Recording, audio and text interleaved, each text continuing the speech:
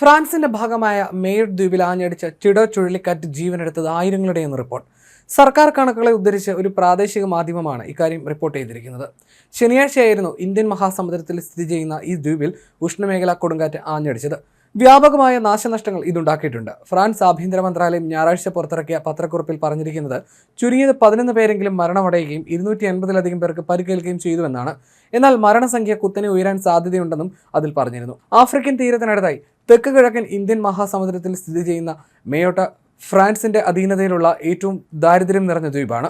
മാത്രമല്ല European union പ്രദേശങ്ങളിലെ ഏറ്റവും ദരിദ്രമായ പ്രദേശം കൂടിയാണിത്. ലോഹത്തകിടുകൾ കൊണ്ട് തീർത്ത ചേരികളിലും താൽക്കാലിക പാർപ്പിടങ്ങളിലുമാണ് ഏറ്റവും അധികം നാശനഷ്ടങ്ങൾ ഉണ്ടായിട്ടുള്ളതെന്ന് പ്രാദേശിക മാധ്യമങ്ങൾ റിപ്പോർട്ട് ചെയ്യുന്നു. മേയോട്ടയുടെ ഭൂരിഭാഗം ഇടങ്ങളിലും ഇത്തരത്തിലുള്ള ചേരികളും താൽക്കാലിക പാർപ്പിടങ്ങളുമാണുള്ളത്. ചേരികളുടെ അവസ്ഥ കണ്ടാൽ തന്നെ ഔദ്യോഗിക കണക്കുകൾ യഥാർത്ഥത്തിൽ അതിൽ നിന്നും വിദൂരമാണെന്ന് മനസ്സിലാക്കാമെന്നാണ് മേയോട്ട ലാറ്റിവിയിലെ ഫ്രാങ്കോയിസ് സേവിയർ ബ്യൂവിൽ പറയുന്നത്. തെക്ക് കിഴക്കൻ ഇന്ത്യൻ മഹാസമുദ്രത്തിലൂടെ വെള്ളിയാഴ്ചയും ശനിയാഴ്ചയും ആഞ്ഞടിച്ച ചിഡോ മൊഗോറോസ്, മഡഗാസ്കർ ദ്വീപുകളിലും നാശം വിതച്ചു.